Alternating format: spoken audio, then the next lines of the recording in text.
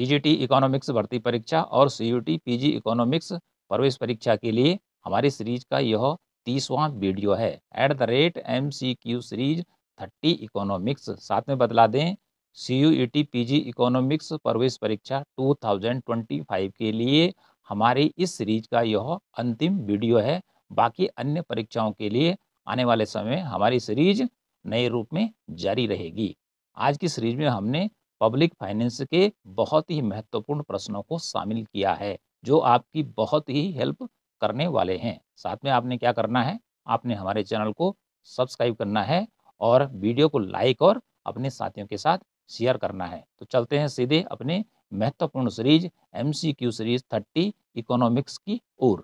Question number 1 लेते हैं। बहुत ही महत्वपूर्ण प्रश्न है। सरकार का गैर कर संबंधी साधन है। इसका अर्थ हुआ कि कर के अलावा सरकार को किन किन साधनों से आय की प्राप्ति होती है। ए, उपहार एवं अनुदान आय। बी, रेलवे पत्र मुद्रा छापना। सी, प्रशासनिक आय, इसी में लिखा हुआ है व्यावसायिक आय। और डी है उपरोक्त सभी। करेक्ट आंसर है डी, उपरोक्त सभी। ए बी सी पर जितने भी पॉइंट हमने लिखे हैं, इनसे सरकार को आय प्राप्त होती है, लेकिन ये सभी के सभी साधन जो हैं गैर कर संबंधी आय के साधन कहलाते हैं। अब जैसे रेलवे है, तो देश के अंदर क्या होती है, विभिन्न प्रकार की ट्रेनें चलती हैं, रेलवे डिपार्टमेंट है, इससे जो आय आती है तो ये कैसी आय कहलाएगी, गैर कर आय। पत्र मुद्रा छापना, यदि सरकार के पास पैसा कम हो जाता है तो अतिरिक्त नोट छपवाती है, तो ये भी क्या हो गया, गैर कर संबंधी आय का स्रोत हो गया। प्रशासनिक आय, सरकार के द्वारा बहुत सारे डिपार्टमेंट चलाए जाते हैं, ठीक है, जैसे एजुकेशन का है या हेल्थ का है, तो वहाँ पर लोगों के द्वारा जो फीस चुकाई जाती है तो उससे भी सरकार को आय प्राप्त होती है। व्यावसायिक आय, सरकार के द्वारा बहुत सारे व्यवसाय चलाए जाते हैं, जैसे लोगों को पानी की आपूर्ति की जाती है, बिजली की आपूर्ति की जाती है, तो फिर लोग क्या करते हैं, बिजली का बिल देते हैं, पानी का बिल देते हैं, तो इससे भी सरकार को क्या होती है, आय की प्राप्ति होती है। उपहार और अनुदान के रूप में जो आय प्राप्त होती है वो भी गैर कर संबंधी आय कहलाती है। इसलिए ए बी सी, ये तीनों के तीनों जो हमारे ABC विकल्प दे रखे हैं, सभी के सभी सरकार के गैर कर संबंधी आय के साधन हैं। क्वेश्चन नंबर 2 लेते हैं, जो कि बहुत ही महत्वपूर्ण है। एडम स्मिथ के एक अच्छी कर प्रणाली के सिद्धांत हैं। ए, समानता या योग्यता का सिद्धांत। बी, मितव्ययता का सिद्धांत। सी, सुविधा का सिद्धांत। डी, निश्चितता का सिद्धांत। ई, उपरोक्त सभी। करेक्ट आंसर है ई, उपरोक्त सभी।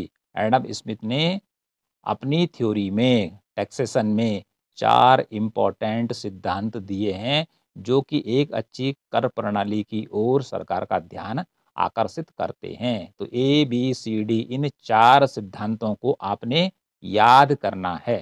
क्वेश्चन नंबर 3 है, बहुत ही मोस्ट इम्पोर्टेंट प्रश्न है। मृत भार हानि, जिसे इंग्लिश में डेड वेट लॉस कहते हैं, का अर्थ है, अर्थात मृत भार हानि क्या है। ए, अर्थव्यवस्था की कुल उत्पादकता में कमी आना। बी, अर्थव्यवस्था के कुल उपभोग में कमी आना। सी, ए विकल्प गलत है और बी विकल्प सही है। डी, ए और बी विकल्प सही हैं। करेक्ट आंसर है डी, ए और बी विकल्प सही हैं। ए पर लिखा है अर्थव्यवस्था की कुल उत्पादकता में कमी आना, और बी पर लिखा है अर्थव्यवस्था के कुल उपभोग में कमी आना।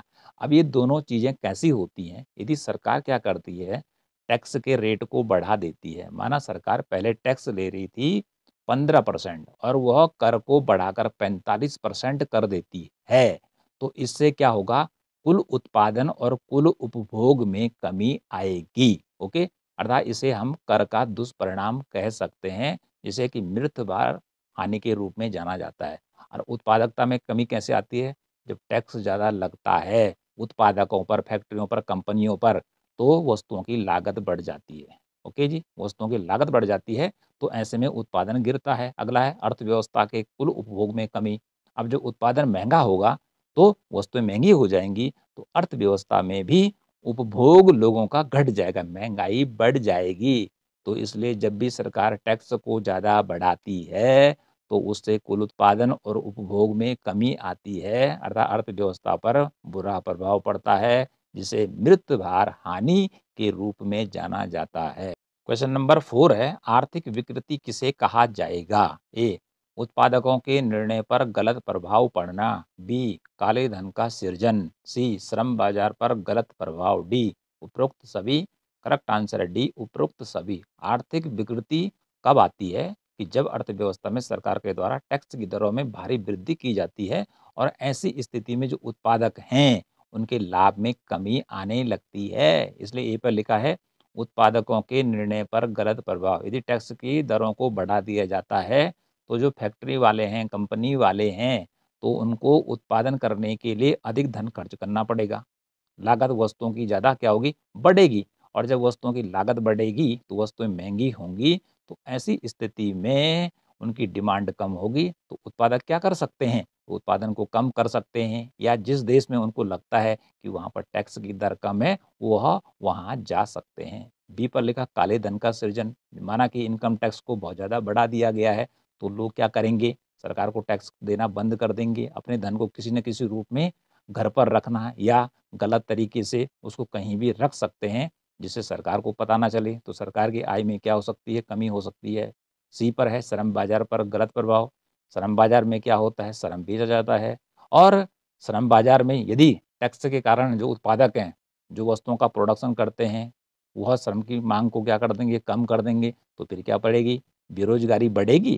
तो इस प्रकार से आर्थिक विकृति जो जुड़ी हुई है, जो कि हमारा थर्ड क्वेश्चन है, उसी से ही रिलेटेड है। अर्थात यह अधिक करों में वृद्धि के कारण होने वाले दुष्परिणामों की ओर ध्यान दिलाने का काम करते हैं। ए, बी, सी तीनों के तीनों जो पॉइंट है हमारे सही हैं आर्थिक विकृति के संदर्भ में। क्वेश्चन नंबर 5 लेते हैं, करारोपण में कुशलता कब आ सकती है? ए, आर्थिक विकृति कम हो, बी, न्यूनतम मृत्यु भार हानि हो, सी, कर एकत्र करने की लागत कम हो, डी, उपरोक्त सभी। करेक्ट आंसर है डी, करारोपण में कुशलता कब आ सकती है? जबकि सरकार कर की दरों में कमी करें। इससे उत्पादक और उपभोक्ता दोनों को क्या होगा?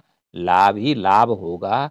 तभी जाके करारोपण में कुशलता आ सकती है। इसलिए ए पॉइंट को याद करना है, बी पॉइंट को याद करना है और सी पर लिखा है कर एकत्र करने की लागत कम हो। यानी कि सरकार माना लक्ष्य रखती है कि हमें 100 रुपया टैक्स के रूप में एक साल में इकट्ठा करना है और इकट्ठा करने में सरकार का मात्र 50 रुपये खर्च होता है।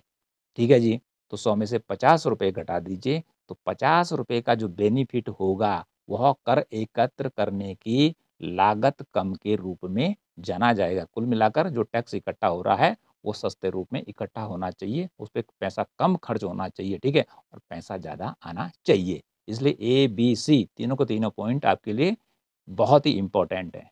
क्वेश्चन नंबर 6 लेते हैं, बहुत ही महत्वपूर्ण है। जैसे को तैसा सिद्धांत है? ए, सेवा का लागत सिद्धांत, बी, पूर्ण त्याग का सिद्धांत, सी, लाभ का सिद्धांत, डी, न्याय का सिद्धांत। करेक्ट आंसर लाभ का सिद्धांत। लाभ का सिद्धांत बतलाता है कि जैसे को तैसा करना चाहिए। इसका अर्थ हुआ कि अर्थव्यवस्था में कोई भी व्यापारी है, उद्योगपति है, कोई भी आदमी है जो सबसे ज़्यादा लाभ कमाता है उस पर कर की दर सबसे ज़्यादा लगानी चाहिए, अर्थात उससे सबसे ज़्यादा पैसा वसूल करना चाहिए। माना हमारे देश में सबसे बड़ा जो धन्ना सेठ है उस पर क्या करना चाहिए? सरकार को सबसे ज़्यादा टैक्स लेना चाहिए। ठीक है जी, लेकिन उससे थोड़ा कम है तो उससे और कम लेना चाहिए। जो बहुत ही नीचे है तो उसको बिल्कुल नहीं लेना है। तो इस प्रकार सरकार और करदाता के बीच, ठीक है, जो संबंध होगा टैक्स लेने के रूप में वो होगा जैसे को तैसा। लेकिन कब होगा? जबकि किसी कंपनी या फैक्ट्री वाले को या किसी आदमी को ज़्यादा से ज़्यादा लाभ होगा। लेकिन जब जब लाभ ही नहीं होगा तो तब जैसे को तैसा काम नहीं करेगा। ये केवल लाभ के अंतर्गत ही काम करने वाला है। तो जैसा का तैसा सिद्धांत किससे जुड़ा हुआ है? लाभ के सिद्धांत से जुड़ा हुआ है। क्वेश्चन नंबर 7 लेते हैं, कराधान के आर्थिक प्रभाव। कराधान के आर्थिक प्रभावों को दो रूपों में समझा जा सकता है। पहला है अच्छे प्रभाव, दूसरा है बुरे प्रभाव। अच्छे प्रभाव को लाभ के रूप में जाना जाता है, बुरे प्रभाव को हानि के रूप में जाना जाता है। कराधान के आर्थिक प्रभाव कब अच्छे रूप में जाने जा सकते हैं जब सरकार करों की दरों में कमी करे, और बुरे प्रभाव के रूप में कब जाना जाएगा, जब सरकार करों की दरों में भारी वृद्धि कर दे। तो पहला ले लेते हैं, यदि सरकार कर की दरों में कमी करती है तो 3 पॉइंटों को हमने यहाँ पर समझने की कोशिश करनी है। उपभोग और बचत पर प्रभाव। यदि सरकार कर की दर को क्या करती है, 20% से माना घटाकर 10% कर देती है, तो जो उपभोक्ता है उनको वस्तु सस्ती मिलेगी और वो ज़्यादा वस्तुओं को खरीदने की कोशिश करेंगे, तो उपभोग बढ़ेगा। ओके जी, वस्तु सस्ती मिलेगी तो लोगों की बचत भी बढ़ेगी, तो कुल मिलाकर उपभोग और बचत बढ़ेगी। अगला है उत्पादन और निवेश पर प्रभाव। उत्पादन करने वाले कौन होते हैं, जो उत्पादक हैं, जो फर्म के मालिक हैं, जो बिजनेसमैन हैं। और जब टैक्स की दर कम होगी तो इनके उत्पादन की लागत घटेगी, तो इनको भी लाभ होगा, इनकी बचत बढ़ेगी। तो जब इनकी बचत बढ़ेगी तो इनका निवेश भी बढ़ेगा। अगला है आय वितरण पर प्रभाव। यदि सरकार क्या कर देती है कि जो गरीब लोग हैं उन पर कर की दर कम कर देती है और जो अमीर है उन पर करों की दरों को बढ़ा देती है, तो इससे क्या होगा, समाज में आय का जो विषम वितरण है वह कम होगा। तो आय वितरण पर कब अच्छा प्रभाव पड़ेगा, जब सरकार क्या करेगी, प्रगतिशील कर प्रणाली को अपनाएगी, अर्थात कम आय वाले लोगों पर कम टैक्स और अधिक आय वाले लोगों पर अधिक टैक्स लगाएगी। तो कुल मिलाकर यदि सरकार टैक्स की दरों में कमी कर देती है तो उपभोग और बचत पर अच्छा प्रभाव पड़ेगा, अतः इन दोनों में वृद्धि होगी, उत्पादन निवेश भी बढ़ेगा और आय वितरण पर भी क्या होगा, अच्छा प्रभाव पड़ेगा, या समाज में आय का सम वितरण होने की प्रवृत्ति की ओर बढ़ेगी, आर्थिक विषमता कम होगी। और इसका उल्टा होगा कब, यदि सरकार टैक्स की दरों में भारी वृद्धि कर देती है तो उपभोग और बचत घटेगा, उत्पादन और निवेश घटेगा और समाज में आय का जो वितरण है वह विषम हो जाएगा। तो इन 3 पॉइंटों को आपने लाभ के रूप में भी याद रखना है और हानि के रूप में भी याद रखना है। क्वेश्चन नंबर 8 लेते हैं, करापात, जिसे इंग्लिश में कहते हैं टैक्स इंसिडेंस। इसको यहाँ पर आसान शब्दों में समझने की कोशिश करते हैं, बहुत ही इंपॉर्टेंट टॉपिक है करापात। कर का वास्तविक भार किस पर पड़ता है, ध्यानपूर्वक पढ़ना है, कर का वास्तविक भार किस पर पड़ता है। इसका अर्थ हुआ कर का भुगतान किस आदमी के द्वारा किया जाता है। तो जिस आदमी के द्वारा कर का भुगतान सरकार को किया जाता है, जिसकी जेब से पैसा जाता है, वही कहलाता है करापात। तो जैसे भारत में जीएसटी है, तो जीएसटी किसके द्वारा अदा किया जाता है, उपभोक्ता के द्वारा अदा किया जाता है या उत्पादक के द्वारा अदा किया जाता है। तो जिसकी जेब से पैसा जाएगा वही कहलाएगा करापात। माना कोई व्यक्ति टीवी लेता है मार्केट से और उस पे जो जीएसटी लगता है, तो वह जीएसटी दुकानदार किससे वसूल करता है, जो कि टीवी खरीदता है। तो जीएसटी जितना भी रुपया बनेगा उसका भुगतान कौन करेगा, वह करेगा टीवी खरीदने वाला। तो हमेशा जो करापात की स्थिति उत्पन्न होती है वह अप्रत्यक्ष कर के अंतर्गत ही उत्पन्न होती है। तो ये हुआ करापात। तो जीएसटी को हिंदी में क्या कहते हैं, उत्पाद एवं सेवा कर, और इंग्लिश में कहेंगे गुड्स एंड सर्विस टैक्स। अब जो करापात है यह कितने प्रकार का होता है, करापात 2 प्रकार का होता है। एक है आर्थिक करापात और दूसरा है कानूनी करापात। आर्थिक करापात का अर्थ क्या हुआ कि टैक्स का भुगतान चाहे उत्पादक करे और चाहे उपभोक्ता करे, चाहे वो कानूनी रूप से आवश्यक है या नहीं है, यह आर्थिक करापात कहलाएगा। दूसरा है कानूनी करापात, जो कि कानून के द्वारा, सरकार के द्वारा निश्चित किया गया है कि इतना आपने भारत में जीएसटी देना ही देना है, तो ये कहलाएगा कानूनी करापात। तो करापात के 2 प्रकार हो गए, आर्थिक करापात और दूसरा हो गया कानूनी करापात। तो इस प्रकार से हमने यहाँ पर 8वें क्वेश्चन में क्या समझने की कोशिश की कि करापात किसे कहते हैं और करापात की स्थिति भारत में कहाँ उत्पन्न होती है, किस टैक्स के संदर्भ में उत्पन्न होती है, जीएसटी के संदर्भ में उत्पन्न होती हैं। तो कुल मिलाकर आज हमने आपको बहुत सारे इम्पोर्टेंट टॉपिक यहाँ पर बतलाए हैं, बहुत ही महत्वपूर्ण प्रश्न आपको बतलाए हैं और समझाने की कोशिश भी की है।